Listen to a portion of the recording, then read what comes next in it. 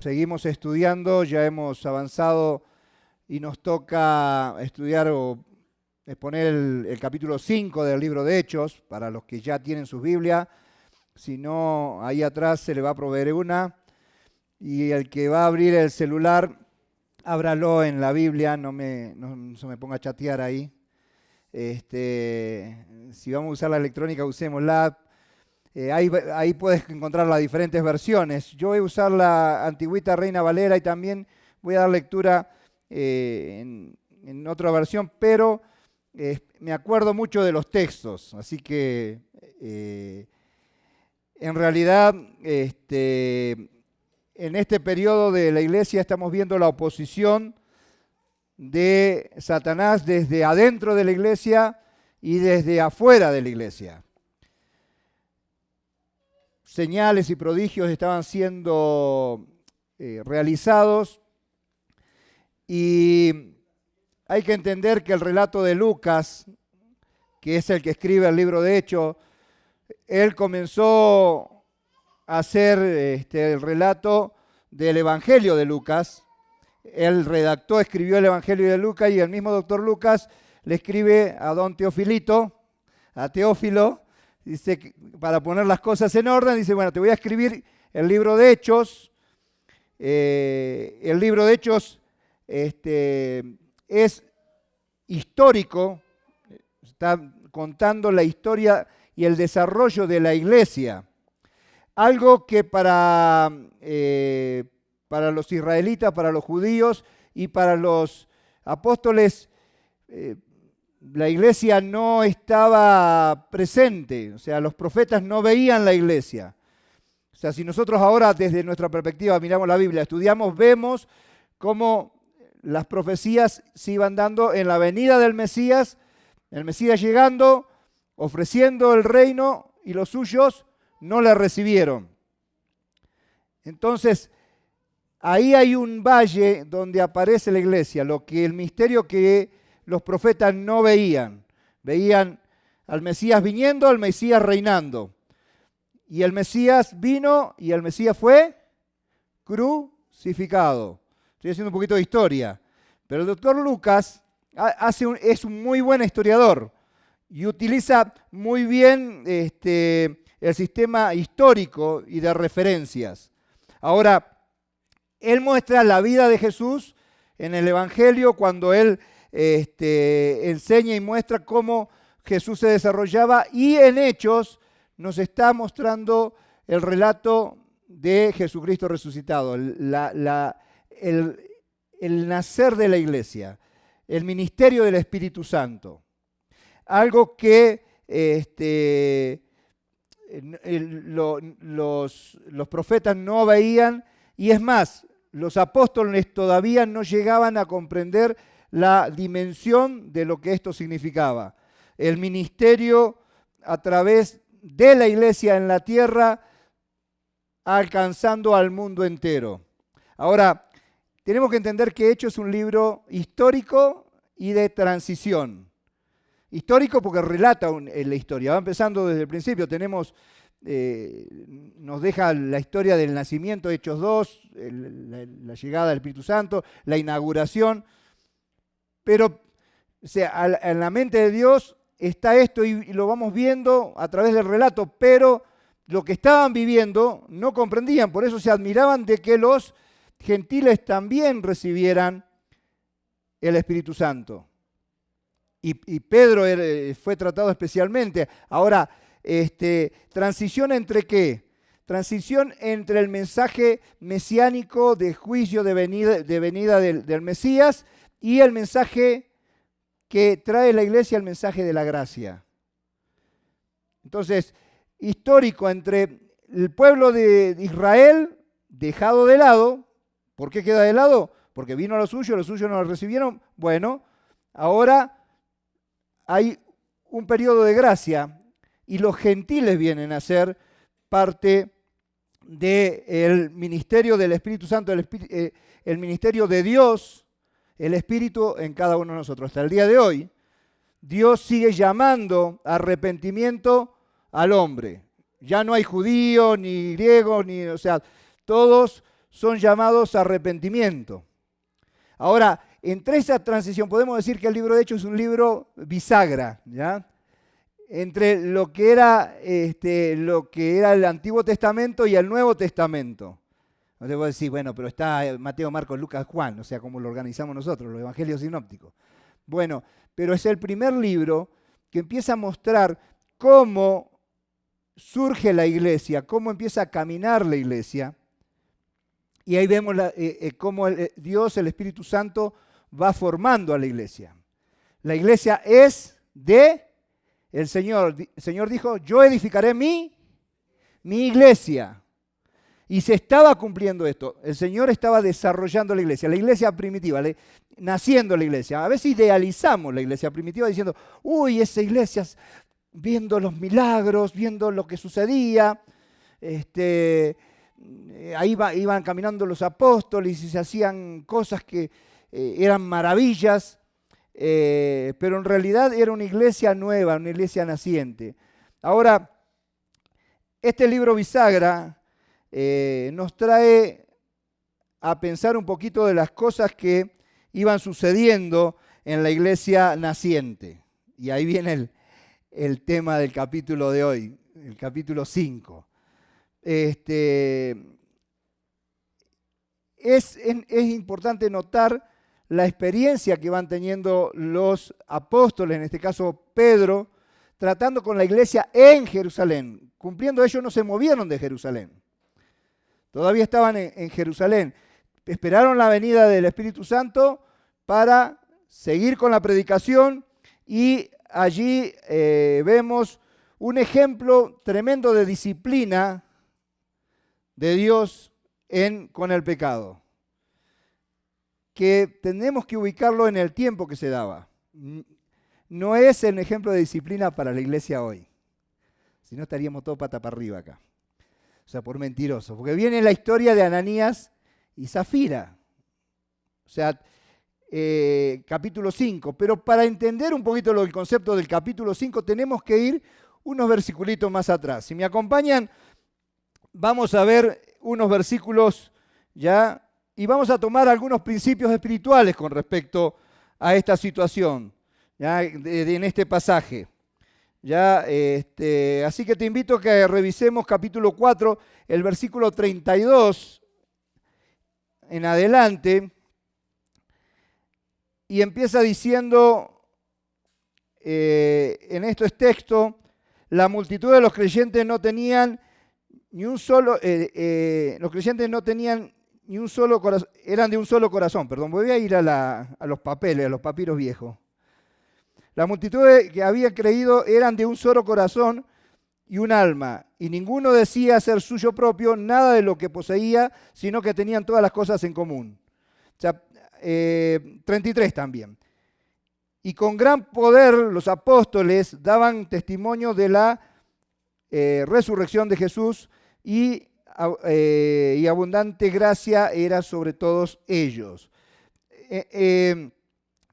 El texto va hablando de cómo estaba actuando el Espíritu Santo en los primeros creyentes. O sea, se estaba moviendo en esta comunidad, en la comunidad guiada por el Espíritu Santo, en acción. O sea, no decían ser suyo nada de lo que poseían. O sea, y el obrar del Espíritu Santo no los convertía en un títere en el cual solo hacían lo que el Espíritu Santo les decía y no tenían decisión propia, voluntad propia. Era una acción voluntaria, una acción de corazón, exponiendo lo que era realmente de ellos, por amor a los hermanos, lo ponían a los pies de los discípulos y realmente daban testimonio de lo que Dios había hecho en su corazón, y había un desprendimiento, un amor que solo el Espíritu Santo podía dar en esa comunidad naciente, mostrando el vivir en el reino del Señor de una manera desinteresada completamente. No faltaba nada, los apóstoles daban gran testimonio del poder de Dios y hablaban y predicaban de la resurrección de Jesucristo. Jesucristo había muerto, el que ustedes habían muerto ha resucitado, hoy vive y actúa. Y estamos viendo el ministerio del Espíritu Santo, cosa que hasta el momento ya, los judíos, que eran las personas que estaban siendo receptoras del mensaje, les chocaba pensar en el concepto, si Dios es uno, entonces ahora me estás viniendo a decir, Jesucristo también es Dios, y también el Espíritu Santo, tú dices que el Espíritu de Dios también se mueve y actúa como una persona. Entonces, ¿cómo me entra eso en la cabeza? Ya, bueno, si no te entra en la cabeza ese problema también tiene que ver porque es una obra de Dios. O sea, hay cosas que a veces decimos, no entiendo. Bueno, si no entiendes de la palabra de Dios, primero andá a hacer una revisión y decir, bueno, ¿cómo estás con el pecado en relación a Dios? El pecado muchas veces nos nubla de poder entender a Dios, de dejar obrar al Espíritu Santo. Entonces, el Espíritu Santo empezaba a obrar en los creyentes de esta primera iglesia. Y era interesante porque realmente abundaban en gracia. La gente les tenía afecto y el concepto de la prédica de los apóstoles era más o menos lo que pasaba en Marcos capítulo 1, versículo 22, y decía, y si miraba de la doctrina que enseñaba el Señor, ¿ya? Porque enseñaba como quien tiene autoridad y no como los escribas, que solamente era una religión, un concepto de cumplir con lo que se demandaba en los preceptos y los mandatos que la religión judía les imponía. O sea, bueno, yo cumplí, el joven rico decía, bueno, yo lo cumplí esto desde mi juventud. Bueno, vende todo lo que tiene y dáselo a los pobres. No, eso sí que no. Entonces, o sea, primer y gran mandamiento, amarás al Señor con tu Dios con todo tu corazón y a tu prójimo como a ti mismo. Entonces, si vos tienes a Dios en tu corazón, entonces actúa de esa manera. Dice, bueno, te sigo, pero de lejitos nomás. Te sigo, pero no con toda la intención de dar todo, esperá. O sea, yo sé que vos provees, pero no me saques lo que es mío. Entonces, ¿estás confiando en el Señor o no? Entonces, los fariseos simplemente ponían esto en que se practique, pero realmente no practicaban aquello. El concepto de autoridad, del testimonio y el poder que los apóstoles tenían es que ellos vivían a Dios resucitado, a Jesús resucitado en sus vidas. Es más, veían el poder y los milagros y decían, bueno, sí, estaba autenticando el mensaje a los mensajeros, en este caso a los apóstoles. Y la congregación veía claramente eso y creía en Jesucristo, que Él había sido el Mesías, que el Mesías iba a venir y estaban esperando que Él volviera y estableciera su reino. Entonces, hoy todavía estamos esperando lo mismo, que Él venga a buscar a su iglesia y que establezca su reino. Pero ahora nosotros sabemos, a través de las Escrituras y a través de la lectura de los Hechos, por eso tenemos que ir estos versículos antes. Aquí existía una coherencia entre lo que predicaban y lo que vivían. Entonces tiene que haber una coherencia entre lo que vos crees de Jesucristo y vives de Jesucristo. Porque si no, simplemente somos evangélicos religiosos. O sea, nos quejamos a veces de los católicos que solo van en la iglesia, se hacen así, después hacen cualquier cosa afuera. Y a veces en las iglesias evangélicas somos lo mismo. Entonces, la coherencia era de que, versículo 34, dice que, así como el capítulo 4, versículo 34, así que no había entre ellos ninguna necesidad, porque todo lo que poseían, heredad o cosas, las vendían y las traían, la presentaban, lo vendido, lo ponían a los pies de los apóstoles, 35, y se repartía cada uno según su necesidad. No tenían necesidad, no había una necesidad, se suplía la necesidad del otro. Muchos toman este texto, ya, y tenemos que tener cuidado como base para el comunismo que nosotros vemos y dice, bueno, todos en común, esto es lo mejor, esta es la forma, mirá cómo bebían los primeros cristianos, todo en común, nadie faltaba nada, todo era de todo, nadie decía suyo propio en las cosas. Hay que entender que esto no es así. O sea, no es un modelo del comunismo, del socialismo actual que nosotros conocemos, no es un modelo. Ni la iglesia estaba viviendo un modelo similar. Esto equivalía a realmente que la propiedad privada seguía vigente, porque lo que era de ellos, era de ellos. Lo rendían voluntariamente y lo ponían y lo traían a los pies de los discípulos. El hecho de volver a poner los pies, se repite mucho los pies, los pies, los pies. En el concepto judío, que se pusiera los pies en los pies de alguien, las ropas, vamos a decir, cuando mataron a Esteban, en los pies de quién pusieron las ropas, de uno llamado Saulo, el que conocemos más tarde como Pablo. O sea, él era el responsable, él tenía la autoridad.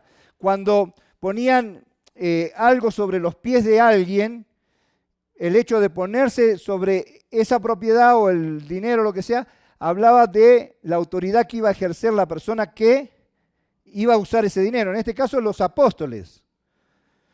O sea, repartían y daban y a nadie le faltaba nada y había una comunidad. Después vemos que las iglesias tuvieron que seguir ofrendando o dando hacia a los hermanos de Jerusalén por la necesidad que había.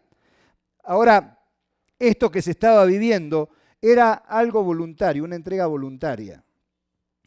Ahora, el Señor estaba trabajando ya entre ellos. Y la simpatía del pueblo, la gente veía con buenos ojos esto, decía, pero qué impresionante, qué bueno. Y qué bueno es estar cerca de esta comunidad en la cual se congregan en el pórtico de Salomón, en el templo judío, en una parte donde por lo menos entraban como 2.000 personas en ese lugar, y ahí se congregaban, cumplían con las cosas del templo judío, y se congregaban y estaban juntos. Ahora la iglesia estaba naciendo y también vemos que el Espíritu Santo se movía, porque el versículo 36, entonces José, a quien los apóstoles pusieron por sobrenombre Bernabé, que traducido es hijo de consolación, o de exhortación, levita, natural de Chipre, 37, como tenía una heredad, un campo, lo vendió y trajo el precio y lo puso a los pies de los discípulos. No era un discípulo, pero estaba muy cercano y él puso esa venta en totalidad a los pies de los discípulos para que se repartiera, para que hiciera esto. Voluntariamente lo trajo. Un amor fraternal, lo hizo de corazón. Dios movió su corazón lleno del Espíritu Santo, iba y ministraba, dijo, no, está bien, la necesidad y esto es más importante que el dinero, las posesiones. El desinterés no provenía de el grupo de la imposición de los apóstoles, sino de que Dios movió su corazón para suplir las necesidades de los demás. Un amor dado como ejemplo del amor de Cristo, que se entregó a sí mismo, se entregó, se dio. Y este hombre se dio él y se dio el dinero, dio todo, de dar, de entregar, de no poseer, de no mío, sino no mío, es del Señor.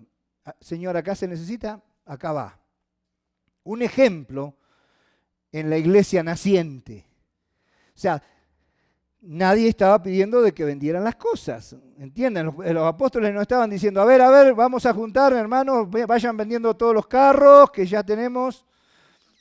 Es que lo he visto. En mi iglesia evangélica, escuchando por años, he visto cada cosa. No existía una imposición desde afuera, eso es lo que estoy queriendo decir. No hay una imposición desde afuera, sino que era algo desde adentro. El corazón movido por el Señor a suplir la necesidad de los hermanos.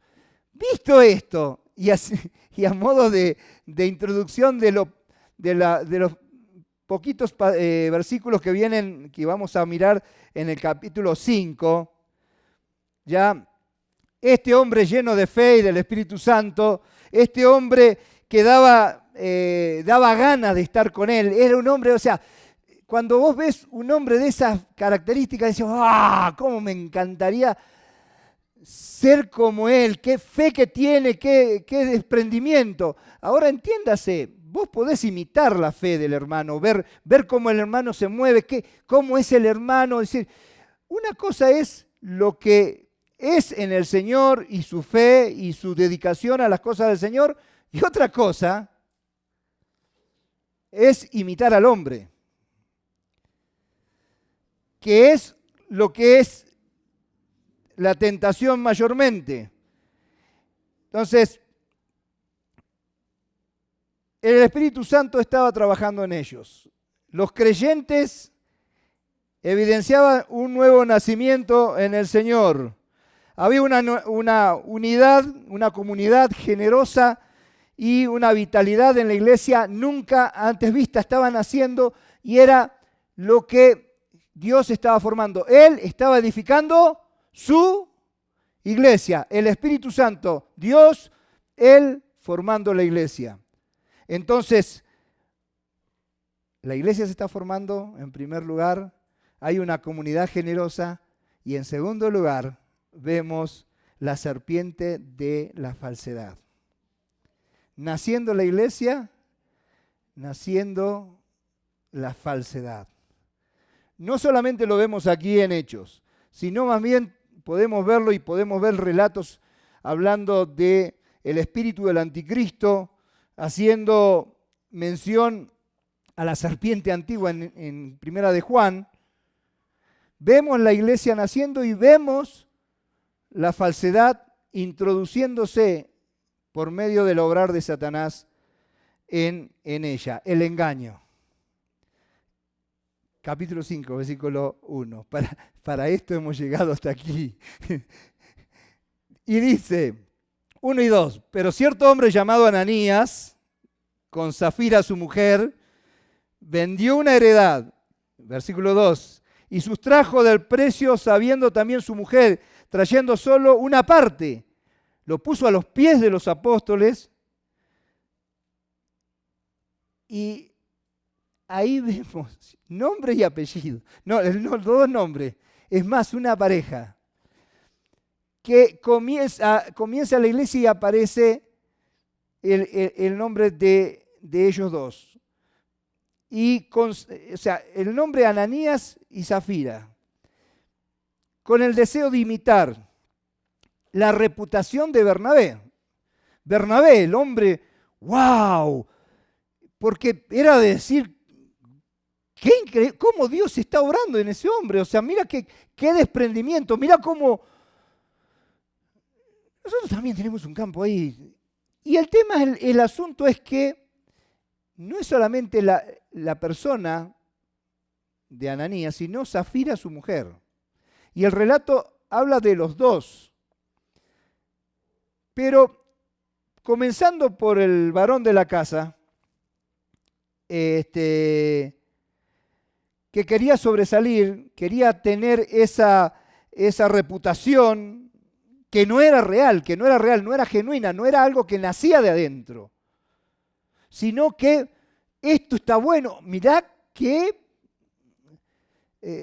la gente quería realmente participar de la iglesia, ver cómo en esta comunidad y ser importante en esta comunidad.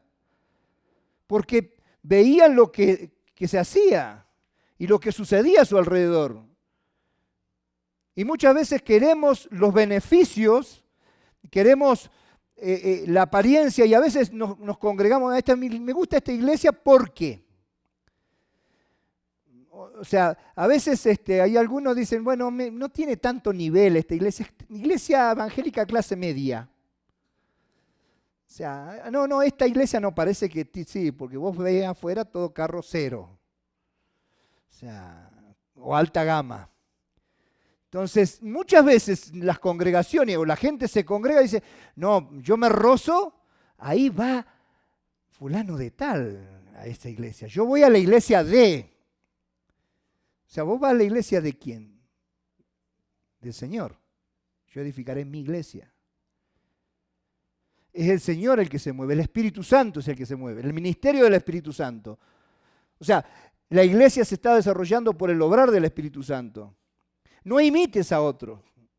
Ese es un error que cometemos. A veces imitamos a la persona, no imitamos la fe de la persona, sino a la persona. Decimos, wow, qué lindo, mirá, qué prosperado el hermano. O sea, me gustaría ser como el hermano. ¿Por qué? Porque el hermano es prosperado. O sea, quiero ser como esa iglesia. ¿Por qué? Y en esa iglesia parece que las cosas van bien. Son bendecidos. Ahora, entiéndase de que aparentemente este reconocimiento no era simplemente un acto que se le ocurrió por arriba. Detrás de esto estaba Satanás, la serpiente antigua. Génesis capítulo 3, versículo 1. No busquemos. O sea, ya agarran el celular, ya se pone. Es, o sea, la tentación de Eva. ¿Con que Dios os ha dicho? ¿Con que Dios dijo que esto va a suceder? No. ¿Que te vas a morir? No. ¿Has probado? La duda. Es una mentira. Dios te está dejando lo mejor y te está guardando. Dice, no te lo quiere dar, es egoísta. Probá. Se vas a saber el bien y el mal. Y el bien, si estaba en el Edén, estaba re bien, estaban en Felizote, estaban re bien. Lo que estaba ofreciéndole es el mal. Después se dieron cuenta que estaban desnudos, que se querían esconder. El pecado trae vergüenza. Pero detrás de esto estaba Satanás. Imitar a otro. Subiré a lo alto, dijo Satanás. Donde allá yo quiero adoración. Él tiende a hacer eso. Ponete acá arriba. Subiré a lo más alto. Yo quiero ser como. Es lo mismo que hizo con Ananías y Zafira, su mujer. Pero el pecado no es robar a Dios y sustraer de esa compra. No consistía en eso. Sino era aprovecharse hipócritamente ante los discípulos de dar todo lo que tenía. Dice, mira, yo también entregué todo, yo estoy todo entregado. Era mentira. Nadie va a saber que te guardaste un poco, por si las cosas no salen bien, arranquemos de por acá. Pero mientras tanto vos tenés el reconocimiento. Vos vas a subir a lo alto, estarás siendo ahí en ese grupo tan especial que estaban viendo que se hacían maravillas, hacían cosas impresionantes, a nadie le faltaba nada, era una comunidad muy linda de vivir. Vemos que más adelante en el versículo 4, Pedro le dice, en el 5:4 le dice, mira, dice, estabas con todo tu derecho de tener tu dinero, si vos lo tenías, se te quedaba a ti, o sea, era tuyo. Y si lo vendías, podías quedarte con el dinero, nadie te lo estaba diciendo que no. O sea, el problema del dinero no era, la propiedad privada estaba y estaba vigente y él podía usar del dinero. O sea, no es que como todos estamos en común, si vos, lo tuyo es mío y lo tuyo también es mío. Y lo mío es mío. O sea, no era un comunismo. Por eso muchos utilizan esto. Hay una teología que habla de, no, mira vos, qué bueno es esto. No. Fíjate de que no es así. El problema, mira, dijo Pedro, Ananías, ¿por qué llenó Satanás tu corazón? En el versículo 3, para que mintieses al Espíritu Santo y sustrajeras del precio de la heredad. ¿Por qué? ¿Por qué? Se sale una pregunta, ¿por qué? ¿Por qué pecas? O sea, la irracionalidad del pecado. Yo he hablado con algunos que se han mandado unos que si estuviéramos en esta época estaba pata para arriba el pobre hombre hace rato. Uno, o sea, si me hago entender. ¿Pero por qué lo hiciste? Es irracional, el pecado es irracional. Cuando vos sabes lo que es Dios y cómo es Dios, hacer lo contrario a lo de Dios no entra en la cabeza. Por eso el pecador está ciego y no ve. El que está lejos de Dios, a lo bueno le dice malo y a lo malo le dice bueno. O sea, no ve que eso está mal. ¿Y por qué? Porque es irracional. El pecado siempre es irracional. O sea, la acción de pecaminosa tiene que ver con una acción de tentación de Satanás, pero la decisión es tuya.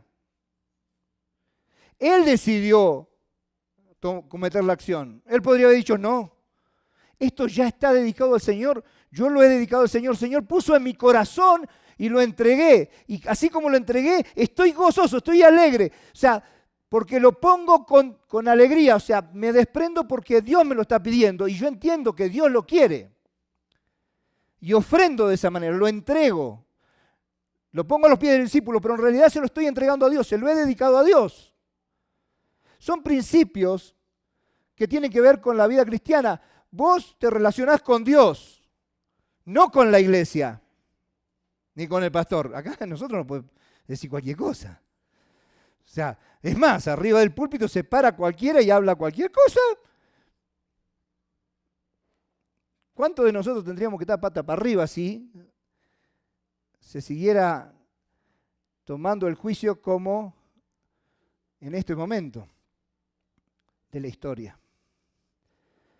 La gracia del Señor está moviéndose hoy en día, pidiendo al pecador que se arrepienta. Trabajando con el pecador, los pastores buscan la restauración del pecador.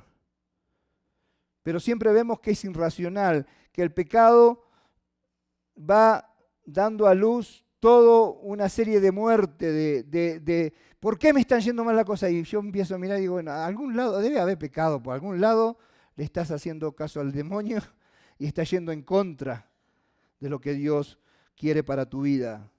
Satanás estaba detrás de esto. Para llenar su corazón tiene que estar vacío. ¿Con qué estás llenando tu corazón? Satanás quizás está haciendo un trabajo lento pero seguro. ¿Con qué estás llenando tu corazón? Muchas veces decimos, bueno, no, yo estoy enfocado en tal cosa, en tal otro, en tal otro. ¿Estás lleno tu corazón del Señor? ¿Quieres amar al Señor?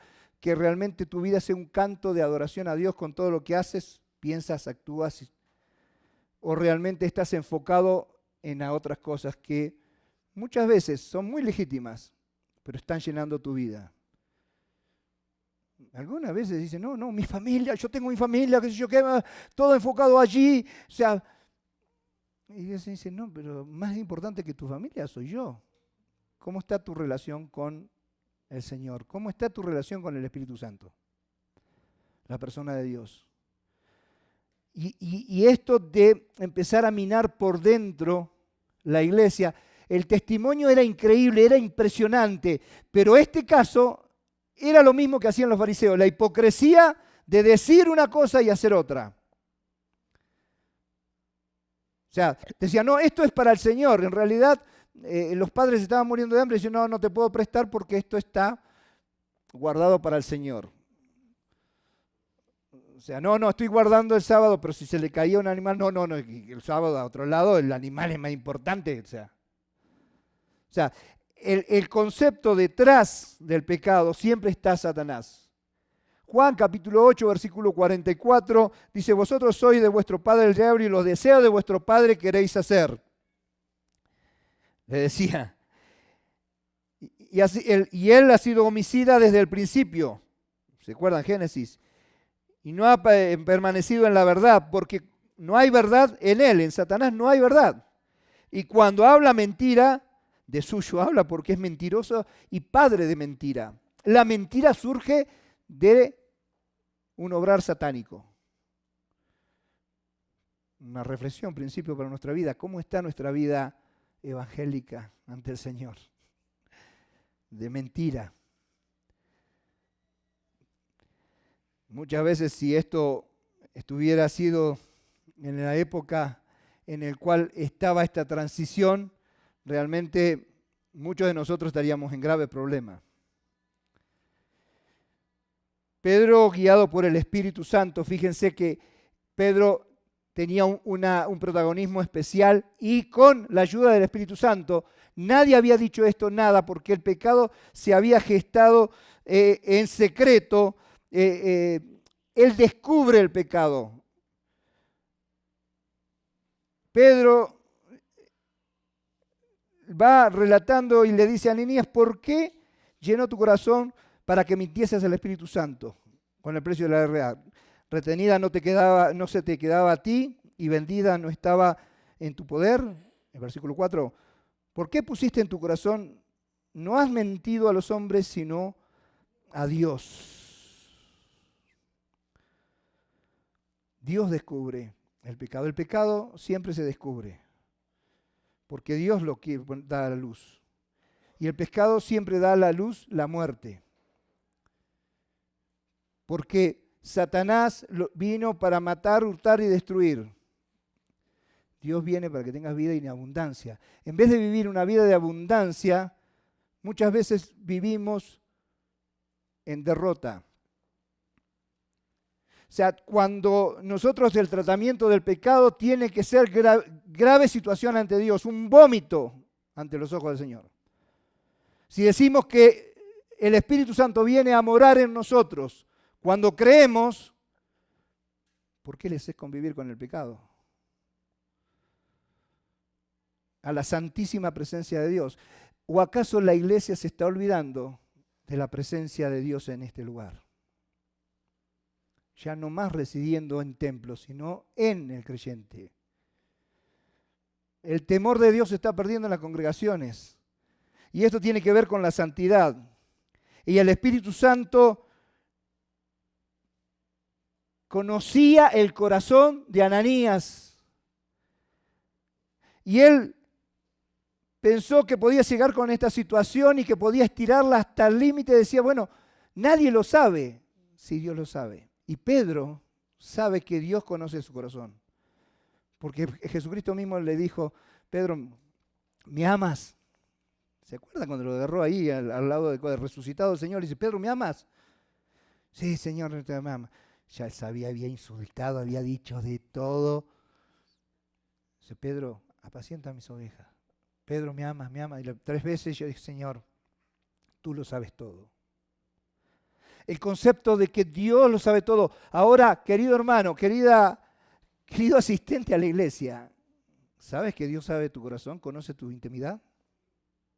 Dios está en tu vida. ¿Cómo estás en condiciones con el Señor? Es un buen momento para ponerte a cuentas con Él.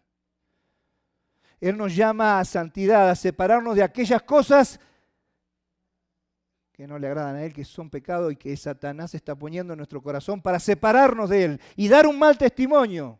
Y dicen, ahí va, y hermanito todavía. Y eso es lo que quiere hacer Satanás. Te levanta allá arriba y allá arriba, Ananías, y ¡pah! ¿Viste que era un mentiroso? Chorro, ladrón, sacaba de la ofrenda. En esta iglesia una vez metieron la mano en ofrendas. Ponían 5 y sacaban 10. Lo triste fue cuando se descubrió al paisano.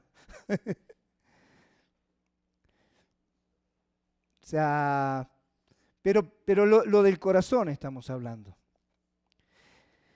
El creyente no debe fingir, el Señor conoce todo. El creyente no debe venir acá a decir, bueno, Señor, aleluya, estoy acá presente.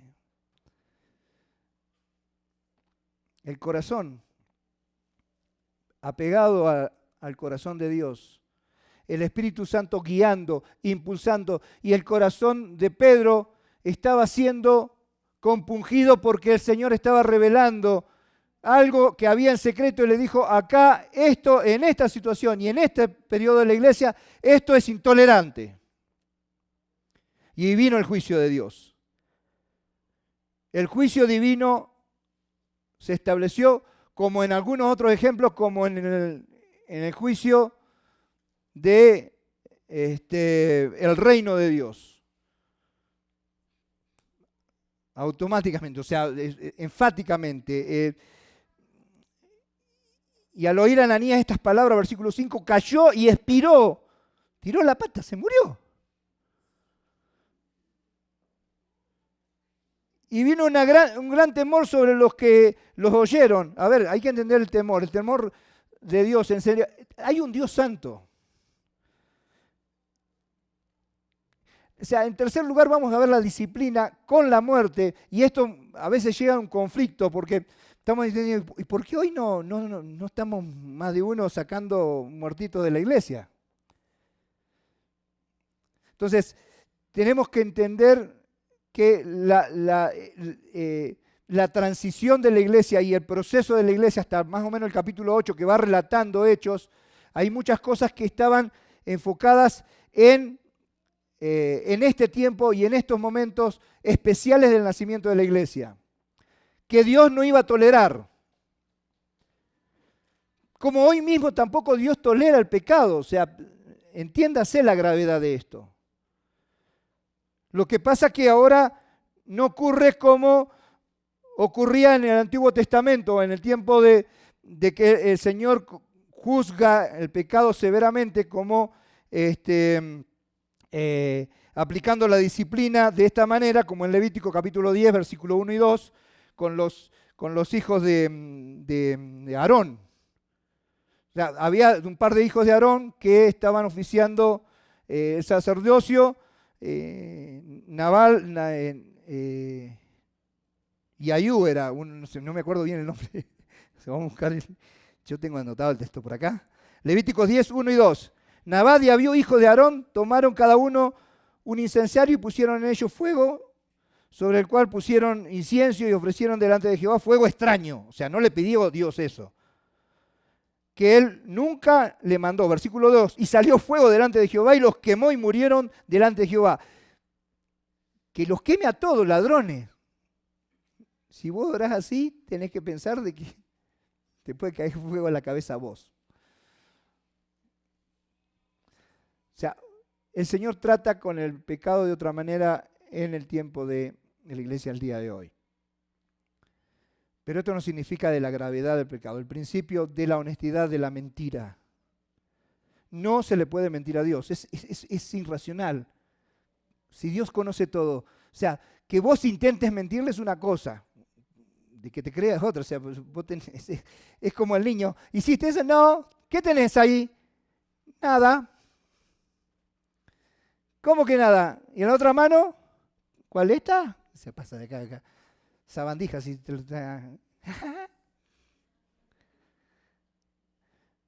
A veces parecemos niños pequeños delante del Señor. Y fue ejecutado de inmediato. Esto es algo que tenemos que decir enfáticamente. Pedro no tuvo nada que ver. Dios intervino, el Espíritu Santo intervino. Es más, entendieron que era el Espíritu Santo. Entendieron que el Espíritu Santo es Dios, porque no has mentido a los hombres, sino a quién le habían mentido. ¿A quién intentaban? A Dios, al Espíritu Santo. Entonces, si vos no crees que el Espíritu Santo es Dios, entonces no crees que Jesús es Dios, no crees que Dios es Dios. Ahora, si tenés conflicto con el concepto de la unicidad de Dios y la triunidad de Dios, y como quiera llamarle, que para explicarla hacemos un montón de cosas, tenés un problema con las Escrituras. Y esto es lo que los judíos tenían problema. No veían a Jesucristo, al Mesías, el que iba, el Dios enviado, su Hijo unigénito del Padre. Juan capítulo 1, 1 va diciendo que Jesucristo, y después te lo traslada, Lucas te lo menciona y dice, mira, ahora viene Jesucristo resucitado, el ministerio de ahora es el Espíritu de Dios, el Espíritu Santo, el mismo Jesucristo obrando hoy día en la iglesia. Y ya no más en el templo, sino en cada uno de los creyentes. Y el relato sigue, pero levantándose los jóvenes enviados a sacarlo, le dijeron, bueno, ahí está, y se llevan los jóvenes siempre haciendo un trabajo interesante. Iban acarreando al primer muerto. Según dicen los entendidos, que se enterraban en esa época rápidamente por el calor, porque las costumbres, ahora tardamos como 2 o 3 días en llevarlo, o sea, pero en ese momento lo envolvían, lo preparaban y lo enterraban. 3 horas después aparece su esposa, Zafira, su mujer.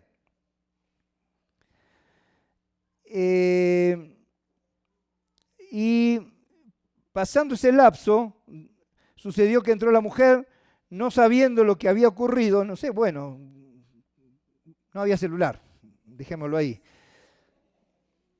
Sí, 3 horas después no sabía, fíjate, la oportunidad. Y la misma pregunta, entonces Pedro le dijo, dime, Zafira, mirá, querido hermano, muchas veces arrastramos a la familia en el pecado. Lo mismo que, si me viene en la cabeza, el pecado de Acán. Josué, tengo marcado salmos acá, capítulo 7, si no me equivoco, que vio un manto babilónico, oro, le puso el ojo, tenía y le da el número y todo, un manto babilónico que valía tanto, tenía, pero para pecar sabía con qué pecaba el hombre. Y lo escondió debajo de la carpa. O sea que involucró a toda la familia. Bueno, fue juzgado en ese momento. Cuando fue revelado, fue juzgado severamente. Y vos decís, ay, pero qué tremendo, ¿no? El pecado trae la muerte.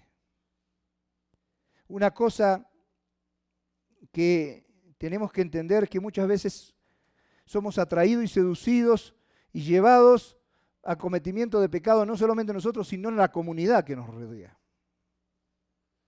Cuidado que en la iglesia se esté gestando una acción de pecado comunitaria. A veces somos un grupo haciendo algo. A veces una familia.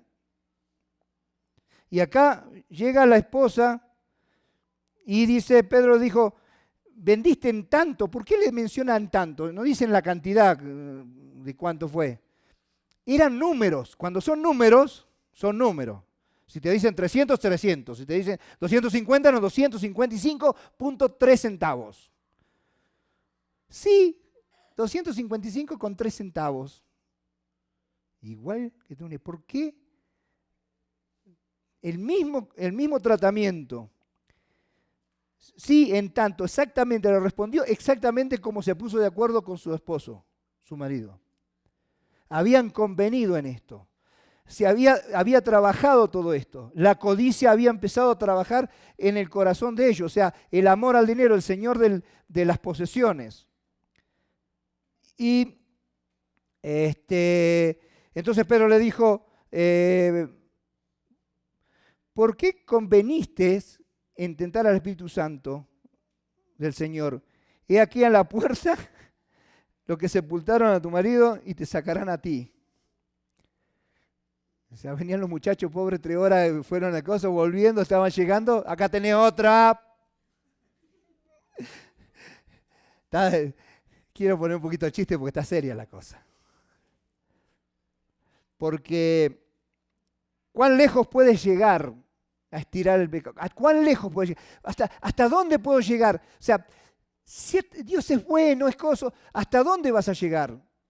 Si estás en una condición en que vos sabes que esto no agrada a Dios, busca guía y dirección. En el día de hoy podemos buscar ayuda y decir, basta con esto.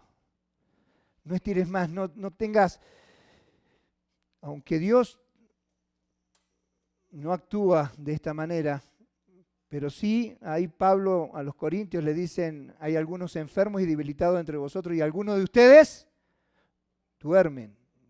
Como que da la referencia de que algunos,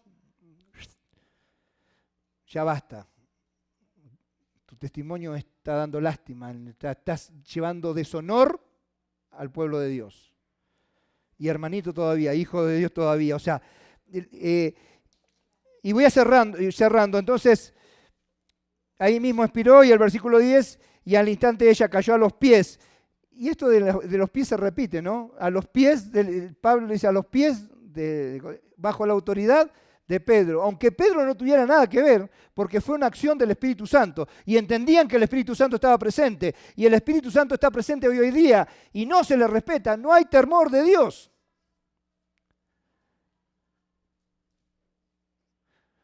O sea, se está dejando de lado. O sea, ahora... O sea, cualquier cosa. Y la hallaron muerta, la sacaron, y vino gran temor, versículo 11, sobre toda la iglesia, sobre los que oyeron estas cosas.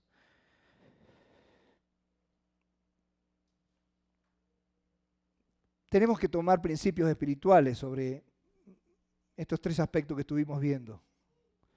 Si bien no se aplica para la iglesia de hoy, exactamente como estaba sucediendo en este caso,